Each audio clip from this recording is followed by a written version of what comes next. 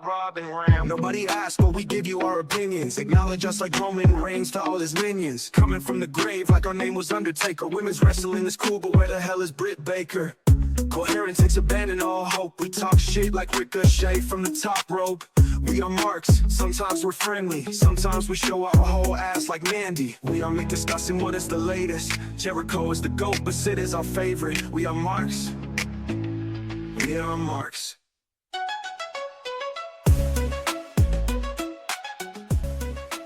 What's going on, Marks? Welcome back to the podcast, the We Are Marks podcast. Why, Rob and Bob? Because we are Marks. I am your host. My name is Ram. Rob and Bob, I've already said your names. How are you guys doing today? What's going on, America? War Games! War Games is this weekend. How so very exciting, question mark? We'll talk more about that later. Because it was a pretty, this is a pretty full slated show here because we're going to have full gear recap, obviously. There's a lot of stuff to talk about coming out of AEW's Full Gear because, man, it felt like everything we were expecting to happen, well, most of it didn't happen. And we are going in completely new directions. And I am pretty excited, actually, to talk about it. While I'm not necessarily excited to watch the programming, because I have a feeling a lot of the things we're hoping they follow up on, they won't. So we'll get into that a little bit later. And you know what? I'm also very interested, guys. This is how I'm going to open the show. John Cena's last show, Saturday night's main event, coming up. I believe it's the middle of December. Is that right? Like the 17th or 12th or something like that. Whatever. I think it's the 13th. The middle of December sometime, John Cena's last show, Saturday night's main event. From John Cena's own mouth, that show is going to be NXT superstars taking on main roster talent. My question for you guys here today is, what matches are you hoping to see? I mean, I'm sure we're going to get Javon Evans on there somewhere because he's always there. Well, what about Oba Femi? Do you think we're going to get Oba Femi on this show? Yeah, I think we should for sure. I mean, this is the perfect opportunity to spotlight a guy like that.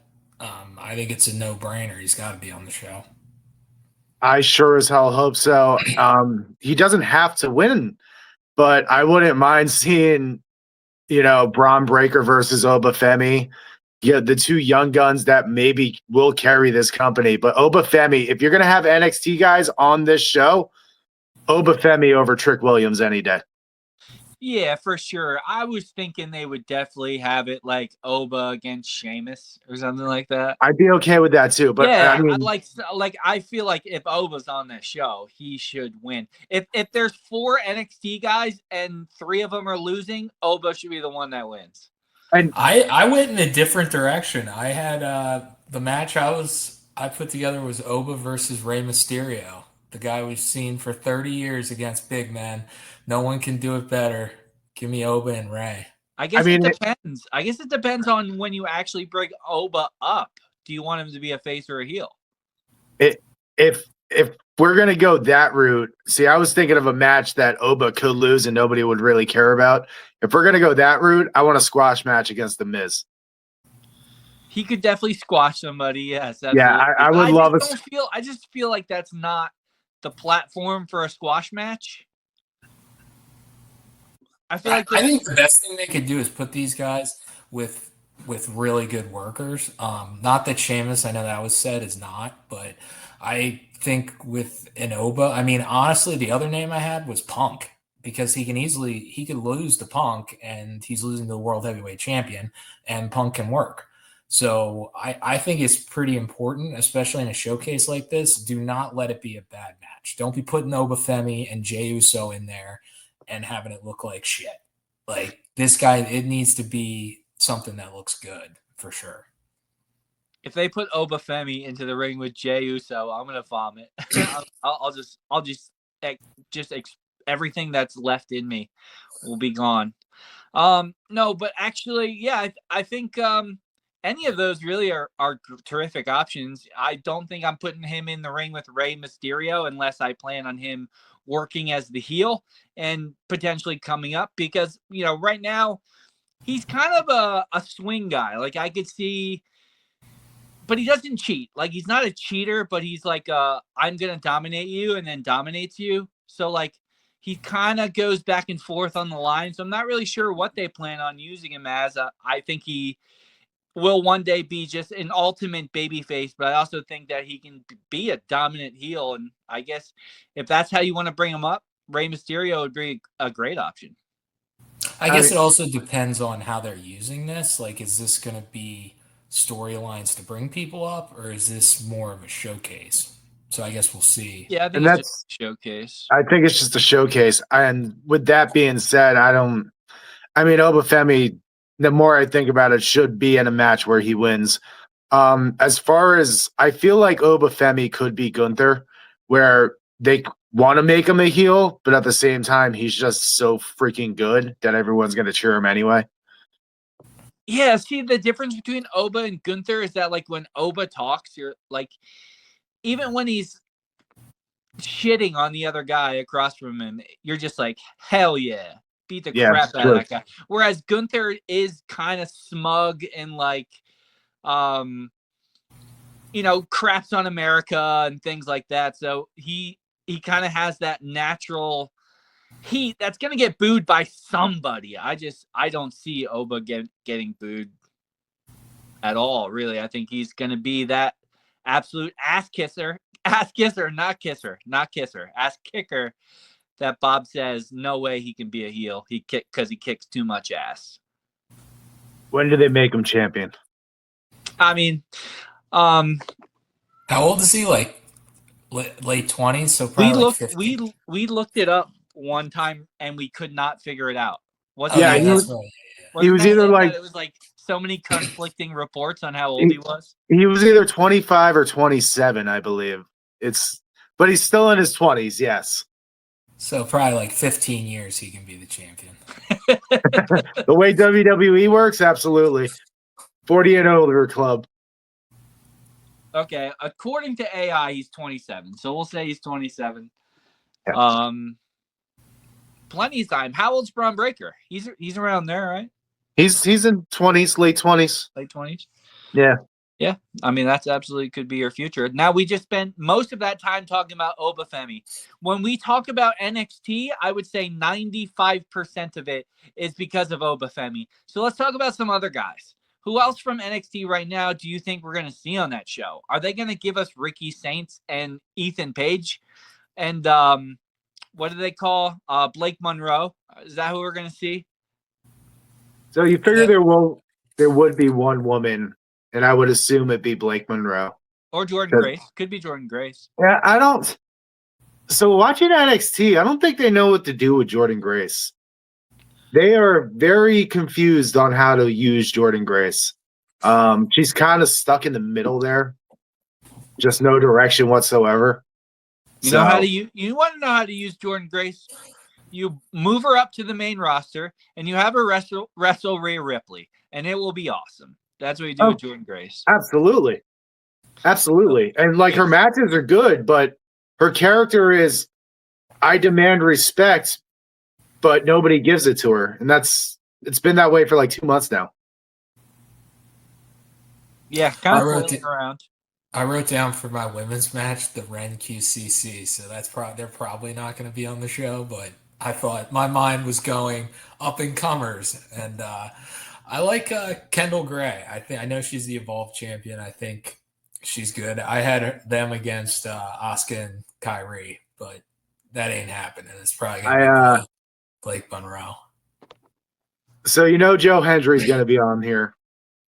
Why would Joe Hendry be on there? Because it's Joe Hendry. He's not in NXT. Yes, he is. I have not seen him on NXT. Ram, he just had a intergender match with Thea Hale against Ethan Page and Chelsea Green. When was this? During their last PLE. Oh, okay. Actually, it was during Gold Rush last week. Okay, I missed it. Did he sign with WWE? Is he signed? I think he is, yeah. I think he's officially part of the NXT brand. Well, listen, based off of what I understand this Saturday night's main event to be, Joe Hendry should not fucking be on this show. Sorry about it. No, but either should Blake Monroe or Jordan Grace. We've seen him. Jordan Grace was in the Royal Rumble. Blake Monroe. Yeah, I mean, if but you're a they haven't wrestling had fan, matches you've at seen them. SummerSlam. They haven't been in the Royal Rumble. They can be. So what are you thinking? Trick Williams? So I would honestly. here are my three men. It's Obafemi, Trick Williams, because I believe those two are coming up to the main roster soon, and this would be a great idea to get them in front of people so that they know who they are. And the third one probably will be Ricky Saints. NXT champion. Yeah. Never seen that guy before. What if what they do is they have Ricky Saints against Obafemi on that show for the NXT title? For the NXT title? I'd be okay with that. But I do understand it to be NXT versus main roster, so I don't know. I'd Get like that to see Baron Miles Corbin's Bourne. not around. What's that about? Miles, I'd like to see Miles Bourne. Miles he's Bourne. actually I'm a big fan of his. He's pretty cool. He's pretty awesome. Until he talks. He's Well, got to he work beat- on that. Didn't he beat Yeah. Obafemi He's last deaf, night? man. Is he really? He's completely deaf in one ear. Yeah, that's why he talks like that. Cut that. You fucking dickhead. I honestly, God, did not know that. I thought he had a list worse than Cody. When I first heard him talk, I'm like, what's wrong with this guy? Is he deaf? And then Yeah. I never actually looked it up. Yeah, man. Ah, crap. He is. He is actually. Full First fledged. episode on YouTube. Gotta leave it in. That's for the people. They have to know That that, is. we're That is. human. That is. Okay, there are things that we don't know. Like I didn't know Joe Hendry was in NXT.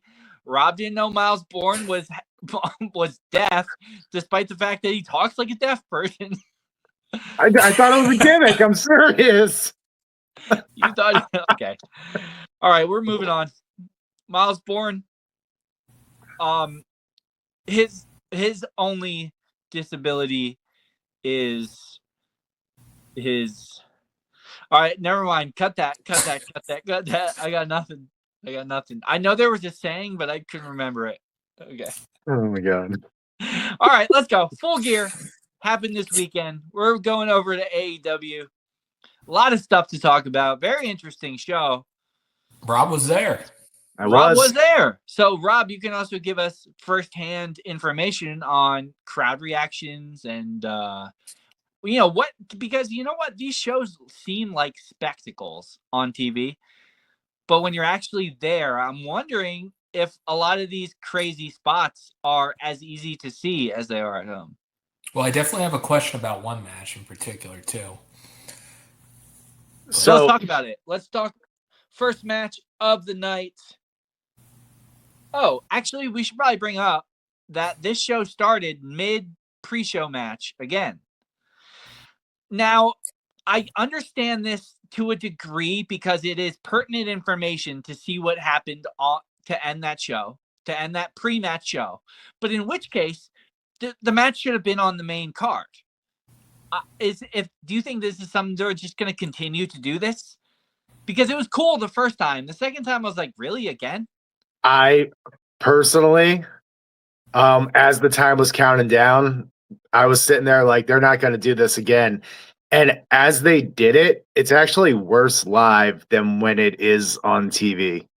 Because like I even have the camera angle I talked about the last time where we were in front and the screen was in front, and yet still it just felt off.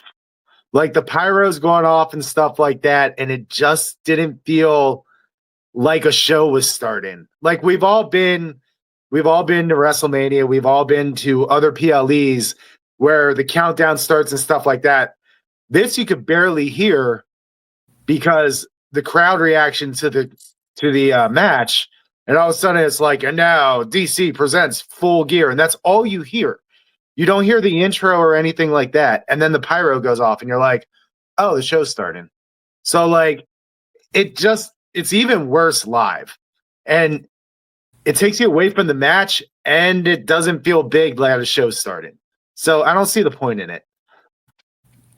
Okay, I don't disagree with that, but I did think this one was so much better because Okada's entrance was when the pay-per-view started because Okada doesn't work pre-shows. So I thought that was a nice touch and that was the best way to do it. I don't think they'll ever be able to do one better than what they did, so they should kill it. But that was good because that also went with the Takeshita storyline that he only came out when the pay-per-view started. So I did like that touch. I didn't even think about that. I didn't think of that at all. No, but you're right. That all right. Yeah, so we'll see if they continue to do that in the future. It's weird that they did it back to back. I wonder if like they were testing it last week because they wanted to do this spot, and then they were like, "Okay, it worked. Let's do it." It could be. Yeah, I don't think they'll ever be able to top this one, so it should just kill the gimmick because I did think that was good. Okay, fair enough. Well, the actual pay-per-view started off with Pac defeating Darby Allin, as somebody predicted, in a straight-up wrestling match. This is very interesting. I wanted to look back at Full Gear last year. Were there a lot of stipulation matches in Full Gear last year? I should have looked. That's on me. I don't recall. Because I was noticing, number one, there were a lot of matches on the show that had blood. And that was because there was a lot of matches that had like a stipulation, like no holds barred, steel cage. There's probably a street fight in here. There was that gauntlet match. It just seemed like there was a lot of matches that had a stipulation to it that caused there to be, in my opinion, too much blood on this show.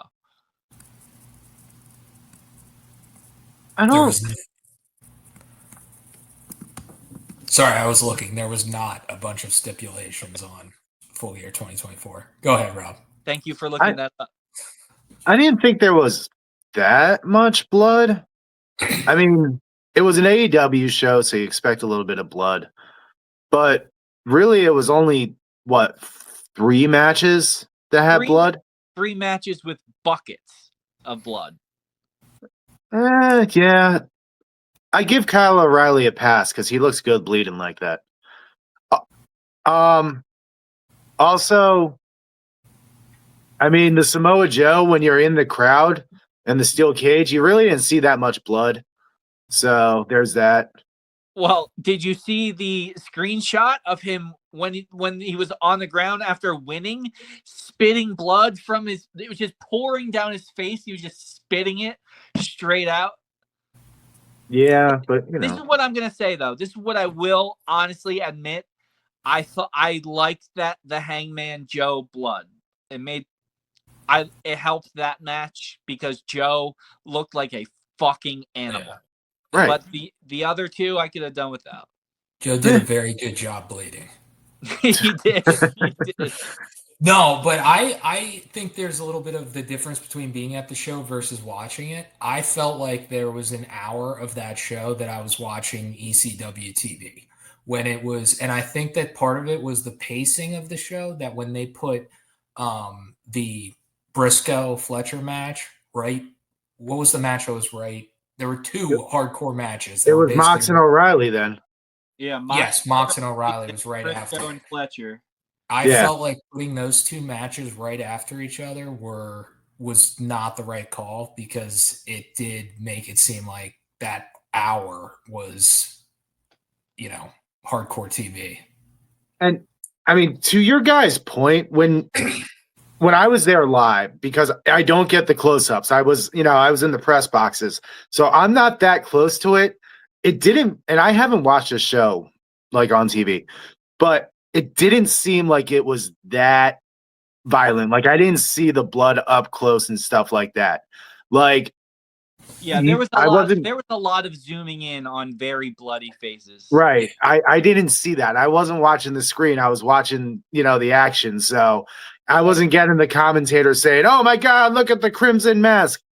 I was just watching the action. So live, personally, I didn't see it as that much blood, but And I can understand where you're coming from. now that we're talking about it, all of these matches were in the last 5. So 3 of the last 5 matches were very bloody. And I think that's probably why it sticks out to me. Yeah. Where at the point that Joe was bleeding like he was bleeding, I was like, Jesus Christ, again? And like to hear Bob kind of agree with me here is like very validating, because I'm always the one who's like, it's too much blood. Like one match when it warrants blood, I'm with it, but like this is too much blood. So it's very validating to hear Bob agree a little bit. No, 100%, because that I felt that way before the Samoa Joe match, to be completely honest with you. I felt that way watching Mox and I'm losing my train of thought, the Mox match.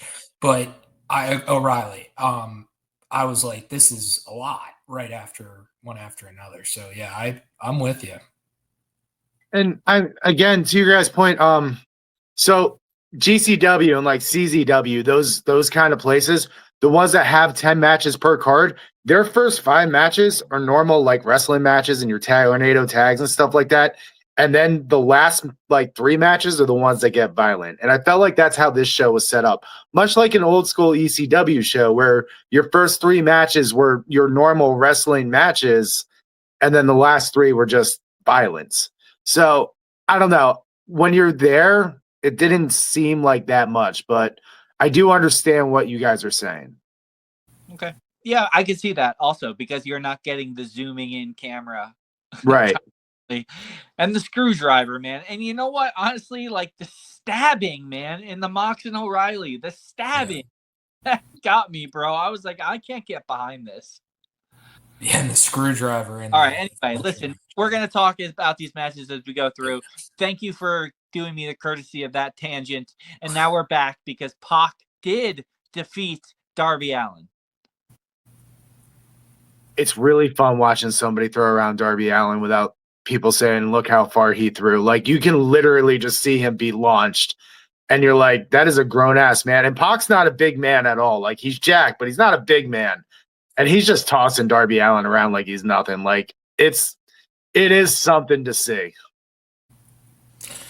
Yeah, I mean, I think from the Pac standpoint, I was a little surprised with the result, just because not that I'm Darby Allin needs to be the world champion, but it felt like they put him on a pedestal that he was the future, and seeing him lose after not really being as big of a factor in the finish of Blood and Guts was a little surprising, but I like it. I think from the Pac standpoint, and then we'll get into the Mox match later, you can start to see the cracks in the Death Riders.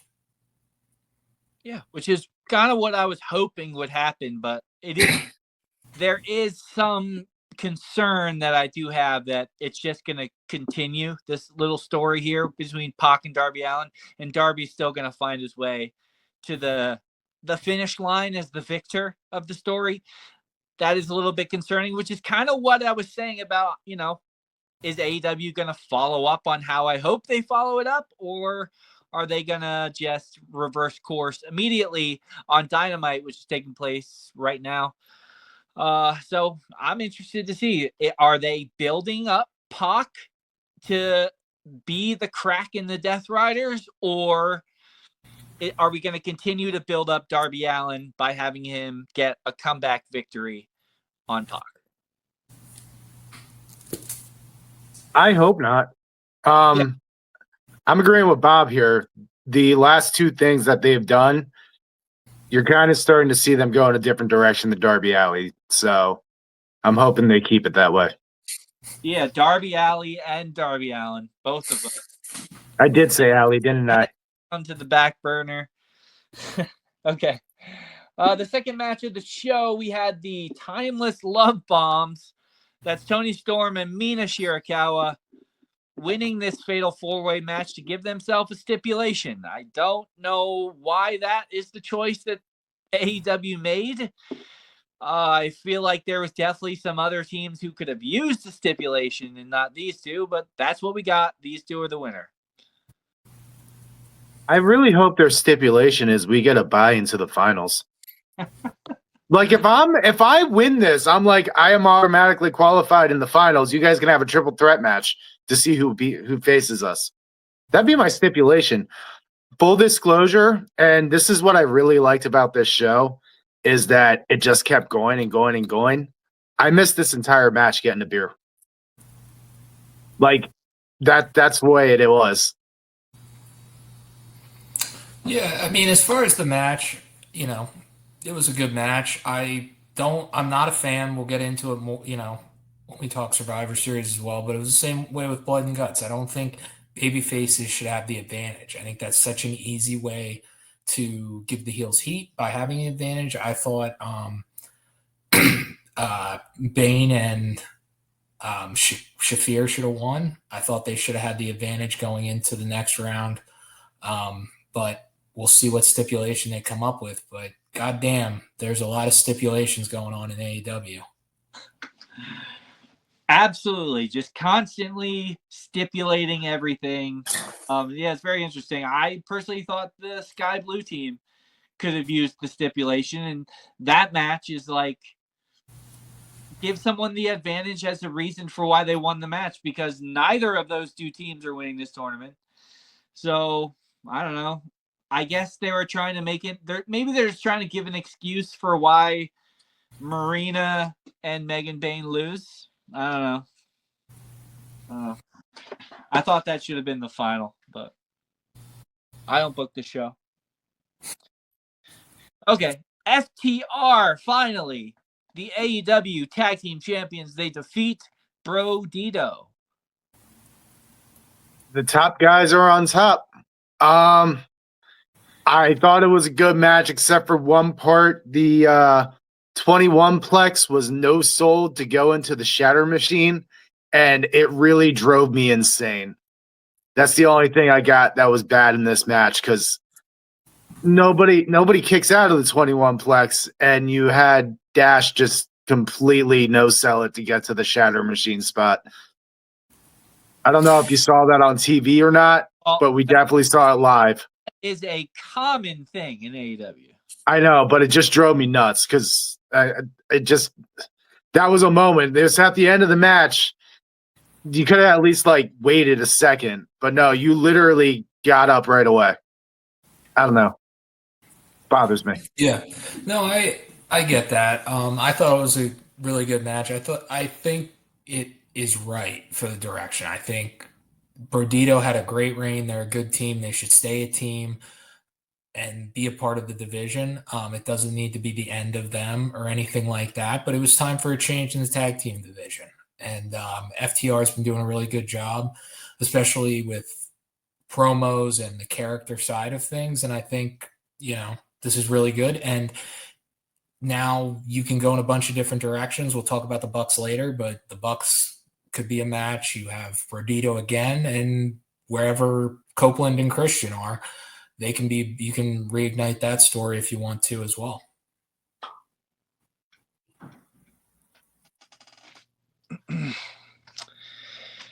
Okay.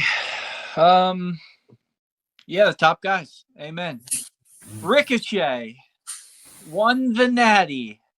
I really thought for a show that was very not chalk, as Bob exclaimed to us at the show's conclusion, this was the chalky one of the show, and it's the one I thought would not be chalk. I thought it would be someone random, but it was who they were building for it to be, Ricochet.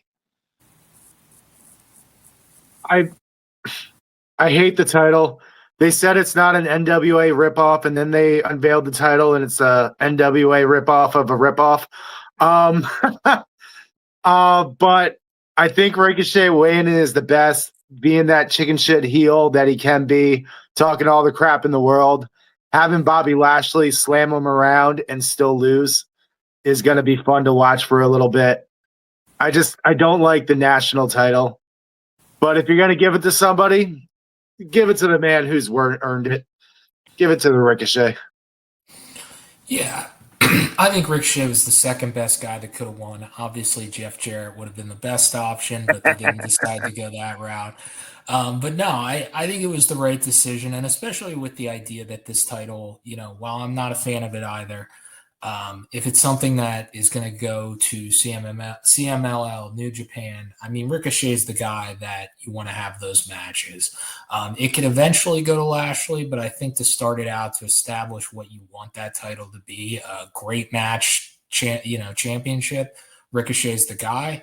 And from the character side of things, I think Ricochet as a heel has been he's starting to get his footing in that, or he's had it. But so I think it's perfect. He's got something to brag about now. Right on. Okay. For all intents and purposes, the biggest upset on the entire show was Kyle O'Reilly defeating Jon Moxley in what was, aside from the stabbing and the blood, a technical masterpiece. Kyle O'Reilly is fucking great. Are they going to follow up on this and build Kyle O'Reilly? Because he is capable. And this is what to your point. I know this is one of the things that you're worried about.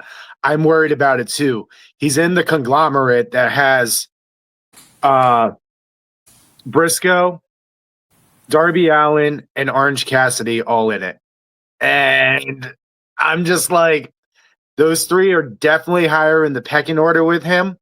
I'm really hoping that changes. He's basically submitted Moxley, 3 times now in the last month? Like, if they don't follow up on this with something, then what was the point of doing this? Yeah. And you just brought something up that made me remember something I was very observant of watching this show. Every single person on this show is in a faction. Every single one. Or at the very least, a tag team. I mean, Monet isn't really. You got me. You got me. That's the one that just stood out in my mind. So you got. I was gonna say Hangman. You got Hangman. Me. Yeah. Okay. All right. Fuck Cut you that. guys. But the point was, okay. I'm sorry. 92% of the people on this show are in a faction. Yeah. That's crazy.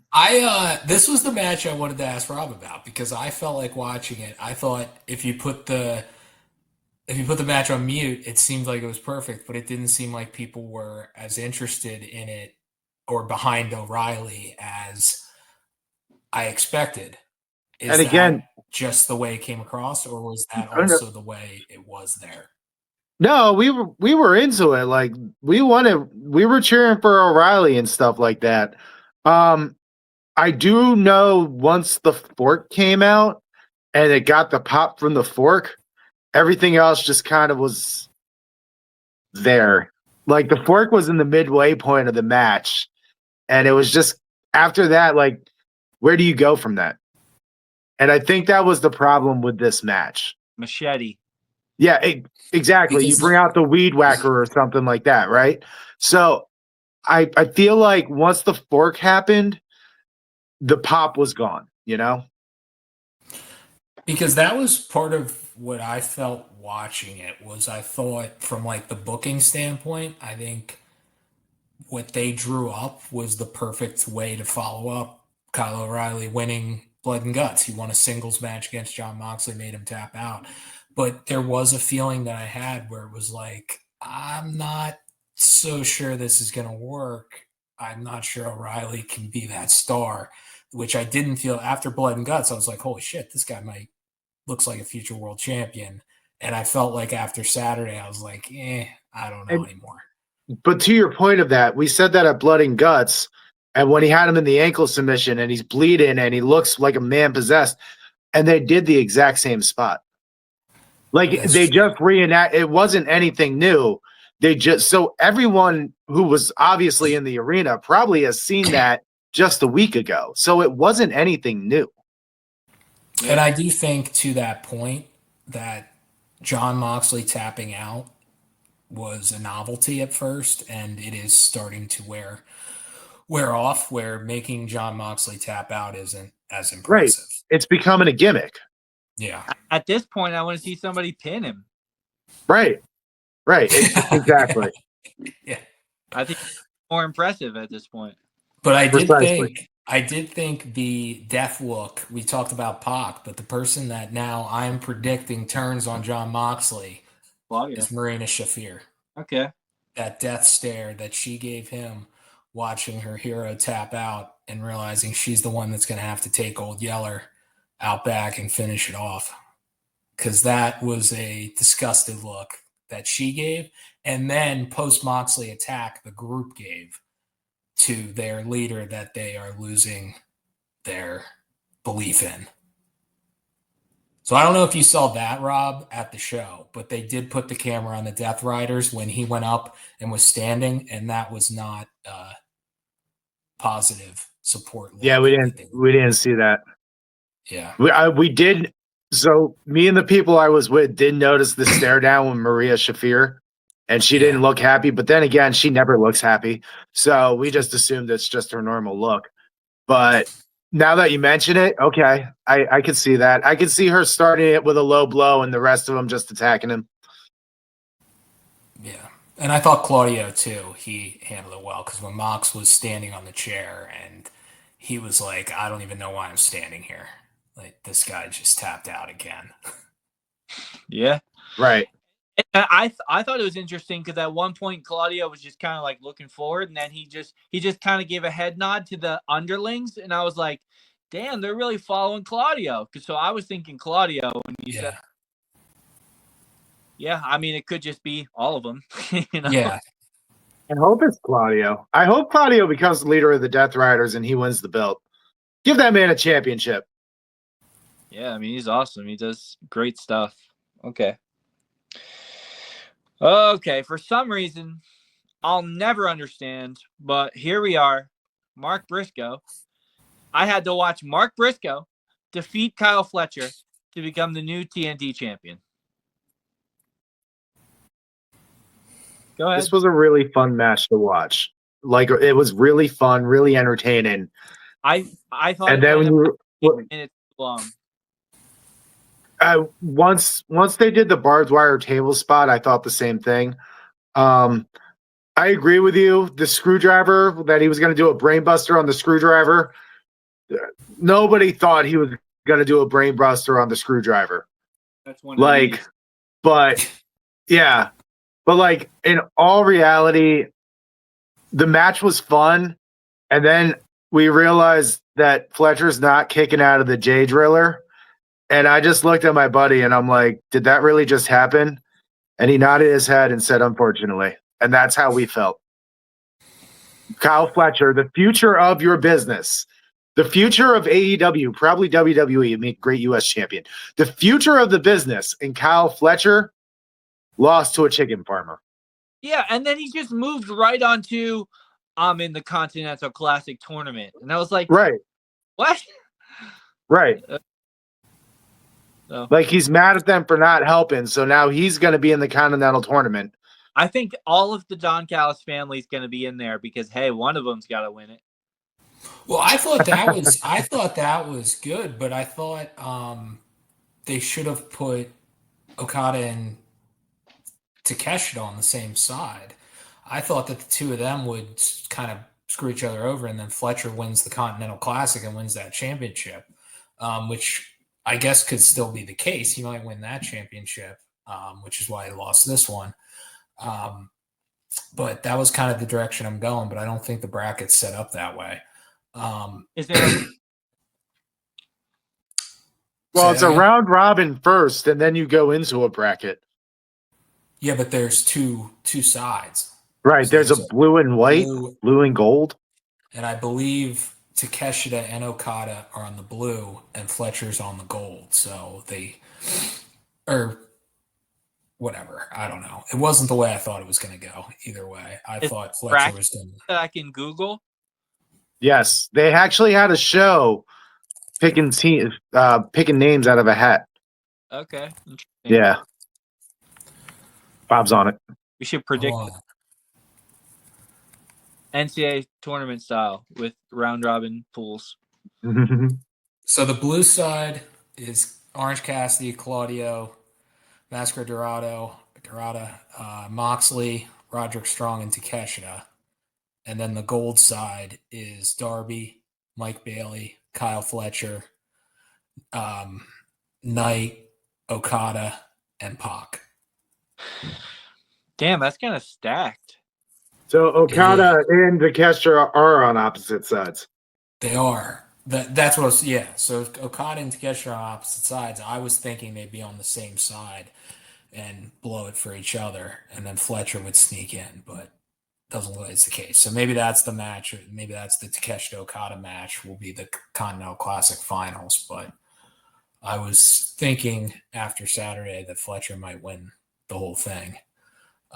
But yeah, I mean, I agree. I am a Kyle Fletcher guy, so I wasn't thrilled with the outcome. But I do think with Mark Briscoe, it's kind of a deal where it seems like there's a lot of people, not necessarily on this podcast, that are very big Mark Briscoe fans. Doesn't work for me, brother. Not at all. All right. The Young Bucks and Josh Alexander defeated Jurassic Express and Kenny Omega for $1 million.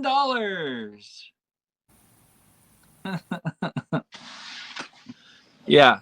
So that happened. I mean, the match happened. Obviously, what happened after the match, I guess, is probably the talking point, which is the Young Bucks telling Don Callis to go fuck himself and helping Kenny Omega. Is that what happened? Yeah. Hopefully Omega's not hurt.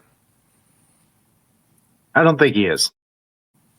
Well, if that was fake, that was dumb because that ruined the match for like the first 15 minutes because it did not seem like anyone knew what to do. At least that's what I thought. I thought it was pretty rough for a while. I think it's just because Omega can't go like he used to. That's what I really honestly got to believe. We're just trying to mask the fact that Omega's 45. I like that they brought them back together. I'm not really sure exactly what they do together, if they go for the trios titles or if they each do their singles and tag, but I liked it. I thought it was a pretty good story getting them back together. Didn't think it was the best night for Jungle Boy and Luchasaurus, who kind of seemed like big-time backup players in that whole deal, but such is life. I mean, I can't take Jurassic Express all that seriously, so long as Jack Perry is dressing like homie from Jurassic Park. Crikeys. Yeah, crocodile. I did think it was a great line on commentary when Danielson said, "Could you imagine what a dinosaur could do with $1 million?" That was funny. I agree. I missed that. They should start calling him Crocodile Jack Perry. Does Warner Brothers own the rights to Crocodile Dundee? Because that'd be great. I got to look that up. Weighing 145 pounds from Australia. Crocodile Jack Perry. There we go. He's a little more rugged. Okie dokie. Chris Statlander retains the women's championship, defeating Mercedes Moné. Yep. Let the downward spiral begin. Let the promo Statlander pulls tonight of you might have all those belts, but none of them matter as much as this one, and you will never win this one. And Mercedes Moné loses her freaking mind. I want her to go to Red Pro Wrestling, Winnipeg Pro Wrestling, Extreme Pro Wrestling, and I want Chris Statlander to screw her out of every match just by showing up and holding up the belt that she can't win, and Mercedes Moné losing those belts because of it. I want her to go nuts. I've been talking about it for weeks. Now's the time to do it. Yeah, I think that's the direction it's going. I mean, I said last week, I felt like if you were going to do this, it might have been better with Toni Storm instead of Chris Statlander in that spot, that she's the one Mercedes can't beat, but they're not doing that. But yeah, I think this is good. It makes sense why she has all these belts now. I mean, after kind of months of collecting them and us wondering what they're going to do with all of them, it does make sense. She can win everywhere except AEW. Yep. Yeah, I guess that is the direction that we're going. Rob's been saying it for weeks. And looks like that's where we're going. Another shocker, gentlemen, to close out the show. Samoa Joe is the new AEW World Heavyweight Champion. He defeats Hangman Adam Page with the help of Hook. So I put my live reaction on TikTok because when he puts Hangman up for the muscle buster and it connects, nobody kicks out of the muscle buster, right? And I said, we're really doing this, aren't we? And my buddy goes, I think we are. And the 3 happens, and we just sat there in disbelief. Like, it was so surreal to see. It was a cool moment. The ending of that show, and I'm sure we'll get into the other ending, was by far one of the coolest moments. It might have been because I was live, but it really was one of the coolest moments I remember in AEW. Yeah, I think it was a good idea. I do. When it first happened, I wasn't sure how to react to it. Obviously, it was not expected, but I said after Wrestle Dream when we did the review, they need to do some things on these pay-per-views that are surprises, that are different. They cannot have it be that exactly when and where people are going to win and lose the world championship. And Hangman had a great story to get the title. He defended it a couple times, and now he's back to chasing it, and he's going to be okay. I mean, that's the way it works. We don't need 10-month, 12-month title reigns all the time. We don't always need surprises, but you need to have them to make these pay-per-views interesting and to give that back your mind that this could happen again. So I think it was the right call. And I'm not sure how long Joe will hold it either. I think it probably won't be all that long, but it was something different, and Joe's a good guy to do something different with because he's great. And another reason why I think the Death Riders are going away is because if you're going to make the Ops believable and you're going to make your world champion believable, they need to be the top heel stable. I mean, there's now 4 of them, and trying to get that top spot with the Death Riders isn't a very good idea. So let's let the Death Riders take a back seat, give Jon Moxley his low blow and vacation, and let the Ops take over for a little bit. I think Joe can hold it for a little bit longer. I think we can have Hangman chase, we can have Swerve chase, and I just said his name because I think he'll be back soon too. We can have Ospreay chase as well. Let them chase for a little bit. Let them chase the heel guy. Yeah. Jay White's got to be back soon, right? Oh, yeah. I miss Jay White. Oh, Jay White. Yeah. There's a lot of people that can chase. Omega, the baby face with, the Elite again, let him chase. There's a lot of people that can chase Samoa Joe. There's a lot more faces that can chase Samoa Joe than there are heels that can chase Hangman. Yeah. I did have the thought when Swerve came back, which, by the way, kudos to literally everybody, because I didn't watch this show until yesterday. Actually, I didn't watch it until yesterday and had no idea Swerve came back until I watched it. He doesn't follow me on TikTok. Full disclosure, never been on TikTok. Don't know how That's fine. That's fine. I'm glad I didn't spoil it for you then. Yeah, you guys, sometimes you get that early morning text where I'm firing off some thoughts. I saved that one. Well, I mean, days of social media, and I didn't see it one time.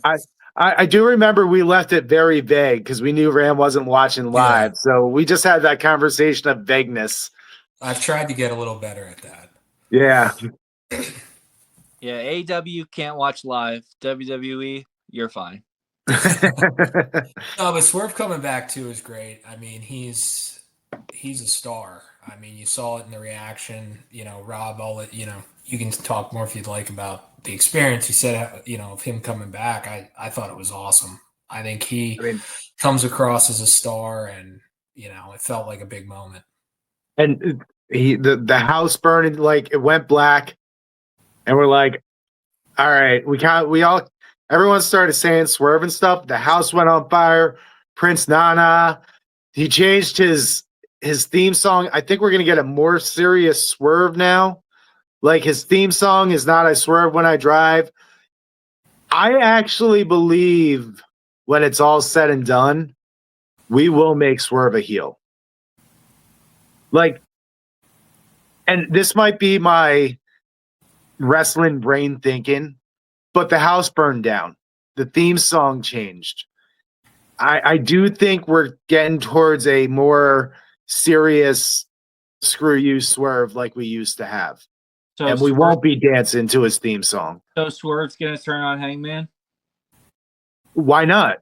Yeah, more than likely. Yeah, like, I mean, it's not like they had a moment of mutual agreement, but they were never really friends. Yeah.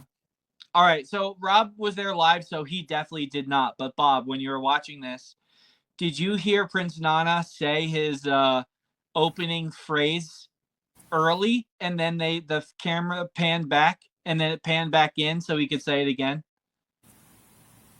It like zoomed in on him, but the lights didn't turn on. And what did he say? Like something about our time or the time, whatever he said. I forget. I don't think I picked up on it. You might be right. I don't think I picked up on it. Said it. I was like, what was that just got said? And then it panned back, and then the lights came on, and it panned forward, and he said it again, and then the music started.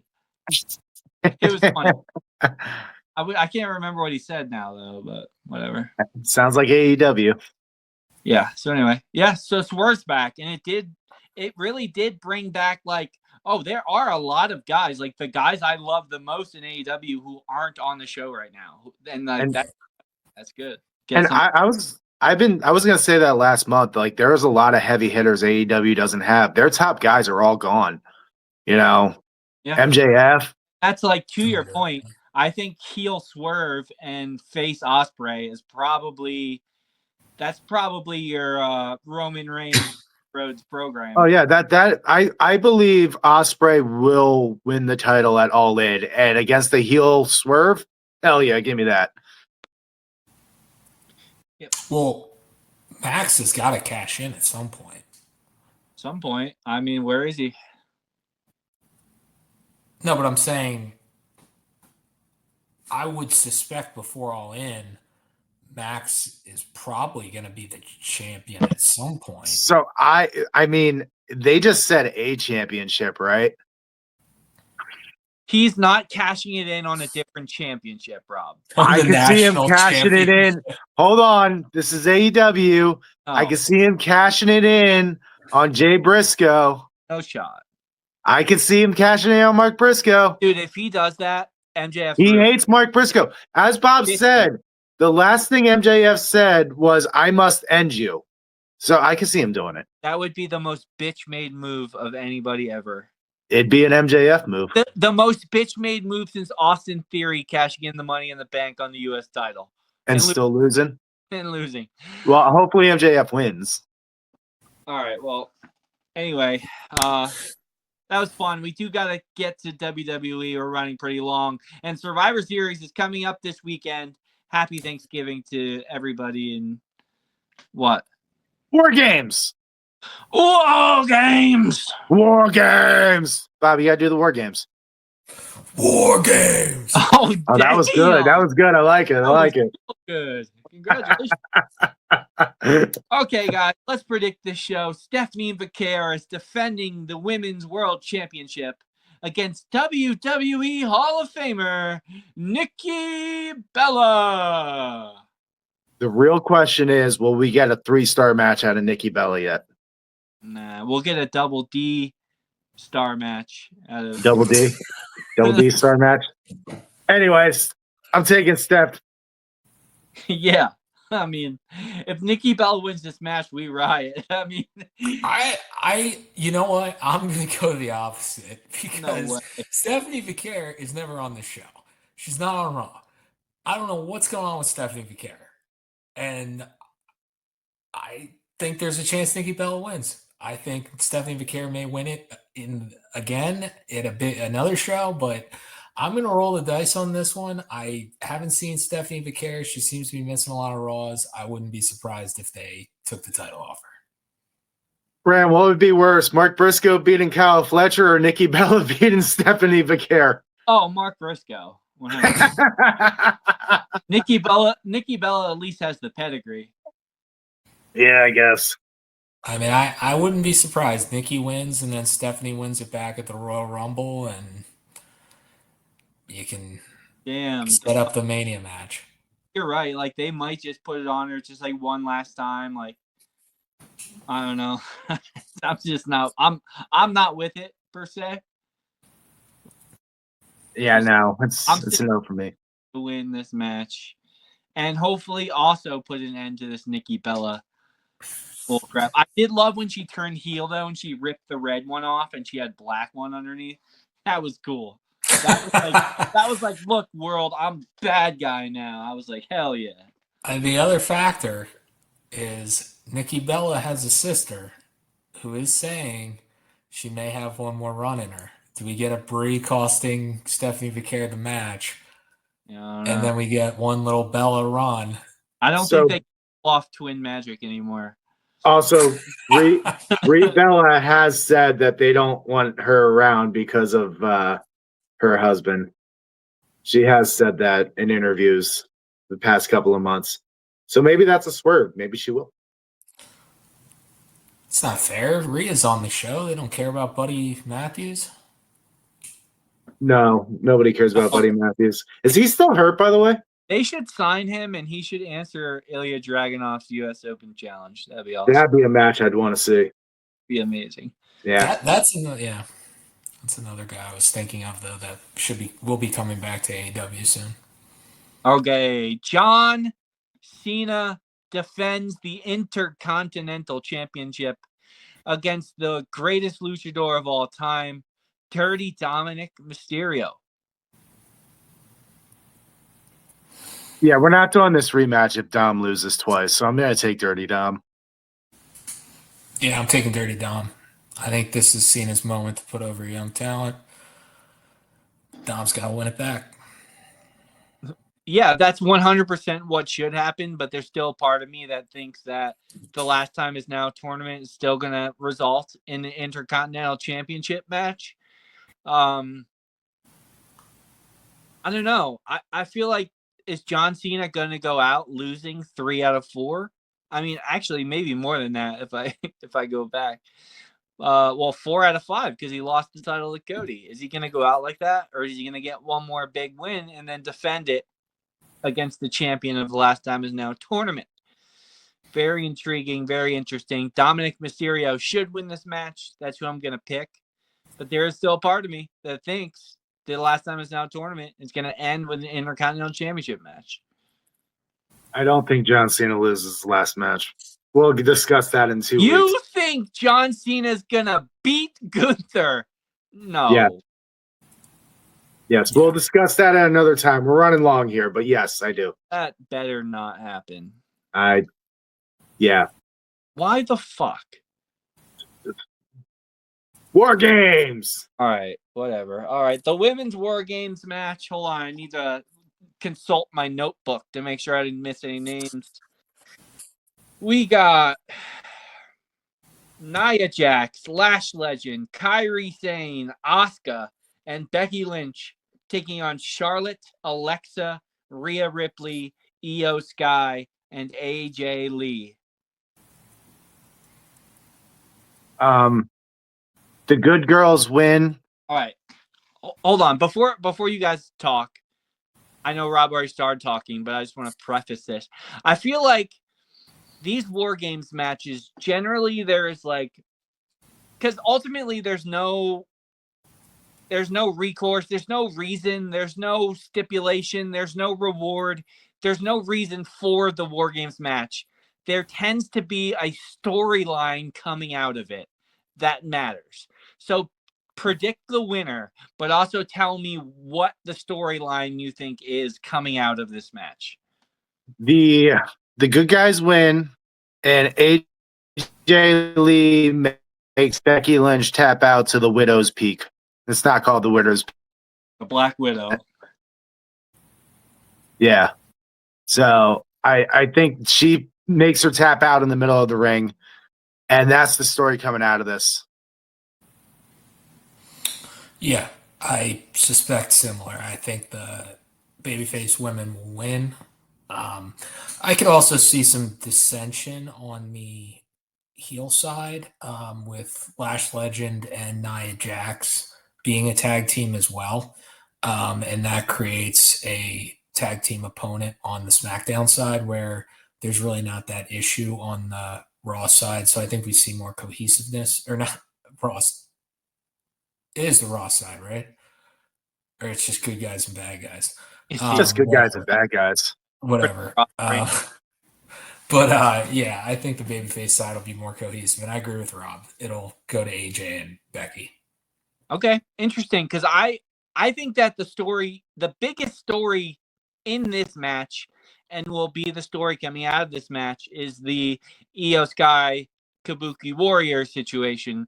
I think Asuka pins Io or taps her to the Asuka lock, because I think that WrestleMania is going to be Io and Asuka, and I think we're building to that. With no title involved in that WrestleMania match, Loser leaves town. I think it's just like, this is why we're doing this with Asuka right now, to get this match at WrestleMania with Io before Asuka calls it a career, because in terms of women, she is one of the oldest. I mean, she's still great. I cannot deny it. But To your point, though, she is 45. yeah, she's for women don't typically wrestle at this age as well as she is. Right. I could Yeah, that's a good idea. I hadn't thought about that as a WrestleMania match, but I like that. I think that's It would be a nice pass into the torch moment. Yeah, essentially, you're the Yakuza boss now. Cut that. custody of Kairi Sane. She's challenging for the seat at the head of the table. Tribal combat. Okay. Yeah, so I think I'm taking the bad guys, so I'm glad that happened. The main event, I presume, it's literally an all-star game. Roman Reigns, CM Punk, Cody Rhodes, Jimmy and Jay, the Usos, are taking on Bronson, Drew McIntyre, and then there's that guy who made the all-star team because of the fan vote, Logan Paul, and Brock Lesnar. Jey Uso turns on Roman, and I'm not 100% sure he joins the Vision, but he is tired of the little Roman and the being called the little tribal chief and all that stuff. You want to know what? I'm going to say it. Gives him a low blow, hits him with a steel chair, drops the steel chair, raises all their hands at the end.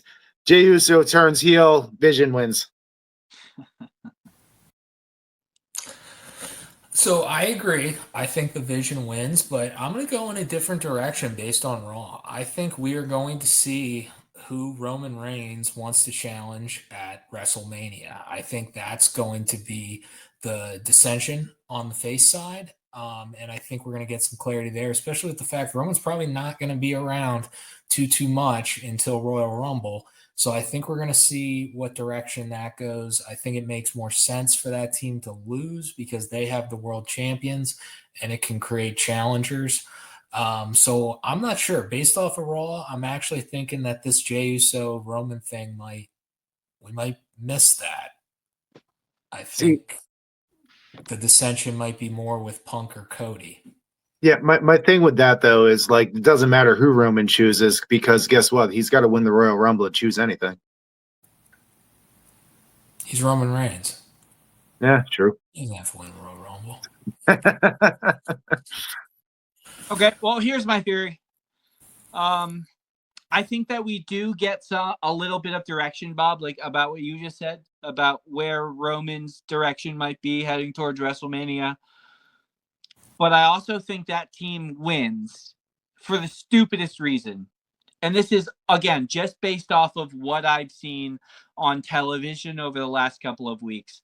I think Logan Paul accidentally hits Brock Lesnar, and Brock Lesnar kicks the shit out of him and leaves. And Logan Paul gets pinned. That's genuinely what I think is going to happen. You want to know what? I'm all for it. Give me. Everybody would love it too. I think that would be like a face turn for Brock Lesnar. That's what I'm saying. Like, you want people to like Brock Lesnar again and not be upset that he's here? And you know what? Then he's like, what the hell, Paul? Why would you leave me with? And that kind of is what leads to Braun Breaker and Brock Lesnar at WrestleMania. Give me.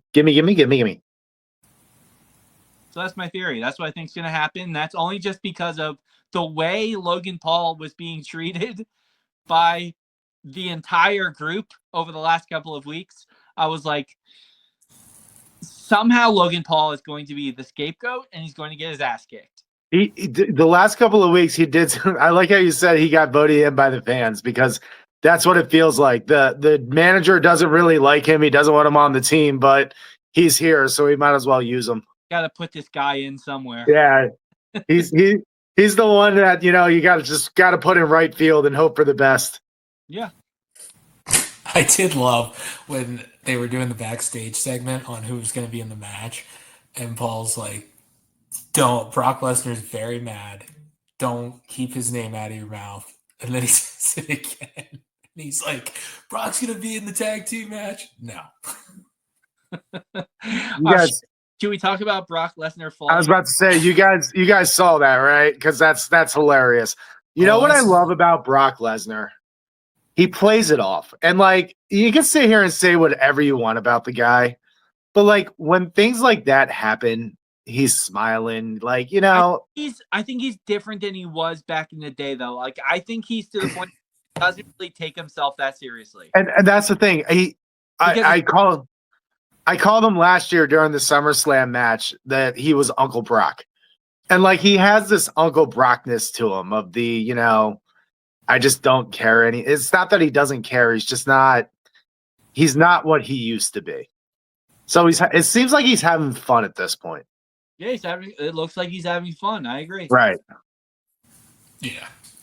It was funny, and his reaction was funny, and Heyman and Punk couldn't even try to be serious when they were coming to the ring. He had a big shit-eating grin on. So that was good. Can you imagine if that happened like at a WrestleMania entrance? How different? He's a badass fucking banana peel at the top of the ramp. All right. After that shooting star press 20 years ago, I think Brock, probably any botch, he's like, well, I've had it much worse. So yeah, I almost died, Yeah. Do that. Okay, so yeah, that's it. We got Survivor Series is coming up this week. You guys got anything else you feel like bringing up before we close out the show?